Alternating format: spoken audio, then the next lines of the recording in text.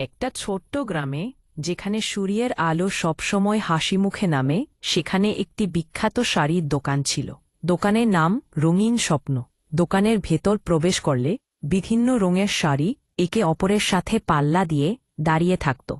উজ্জ্বল লাল, শান্ত নীল, গাঢ় সবুজ, সব রং যেন জীবন্ত হয়ে উঠেছিল।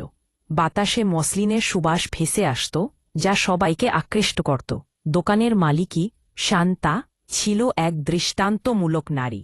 তার চোখে ছিল চাবুকের মতো তীক্ষ্ণতা এবং মুখে সদা হাসির ছোঁয়া। প্রতিটি শাড়ির পিছনে একটি গল্প ছিল, আর শান্তা সেই গল্পগুলোকে প্রাণবন্ত করে তুলত।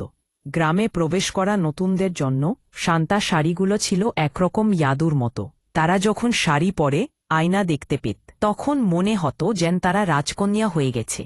কিন্তু শান্তার জীবন খুব একটা সহজ ছিল না। প্রতিদিন সকালে দোকান খোলার আগে তার মনে একটা চিন্তা ঘুরত, আজ কি কেউ আসবে? দোকানটি ভালো চললেও মাঝে মাঝে মনে হতো যে কিছু একটা মিসিং। একটি নতুন সংযোগ, নতুন মুখ, কিছু যা তার হৃদয়কে স্পর্শ করবে। একদিন একটি তরুণী, নিপা, দোকানের সামনে দরজায় দাঁড়িয়েছিল। তার চোখে খুব অল্প আত্মবিশ্বাস ছিল, কিন্তু তার ভেতরে ছিল একটি অদম্য আকাঙ্ক্ষা। শান্তা নিপাকে দেখে তার দিকে এগিয়ে গেলেন। শাড়ি নির্বাচন করতে পারি? নিপা বলল। নতুন রঙের শাড়ির প্রতি নিপার আগ্রহ দেখে শান্তা ভাবলেন, এটাই তো আমি খুঁজছিলাম।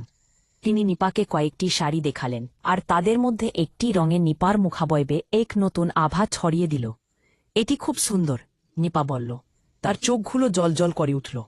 কিন্তু দোকানে থাকা অন্য কিছু মহিলাদের কটাক্ষ থেকে নিপা একটু সংবিধান অনুভব করল। শান্তা তার হাত রেখেছিলেন নিপার কাঁধে। শাড়ি তোমাকে সুন্দর করে তোলে, কিন্তু তুমি যে তোমার ভেতরে খুঁজে পাও সেটাই সত্যি সৌন্দর্য। শান্তার সেই কথাগুলো নিপার হৃদয়ে গভীর প্রভাব ফেলল। এইভাবে তাদের মধ্যে একটি বন্ধুত্ব গড়ে উঠল। শান্তা নিপাকে শুধু শাড়ি পরাতে সাহায্য করলেন না, বরং আত্মবিশ্বাসেরও উপহার দিলেন। একদিন দোকানের বাইরে নিপা একটি অনুষ্ঠানে যোগ দিতে গেল, আর শান্তার দেওয়া শাড়ি পরে একদম রাজকন্যার মতো দেখাচ্ছিল।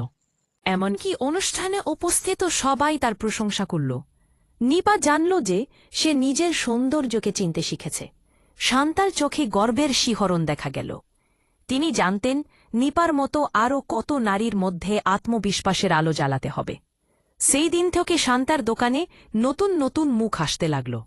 একের পর এক নারীরা শান্তার কাছে এসে তাদের গল্পগুলো শেয়ার করতে লাগল, আর শান্তা তাদেরকে শাড়ির মাধ্যমে নতুন রং ও আত্মবিশ্বাসের শিক্ষা দিতে শুরু করলেন।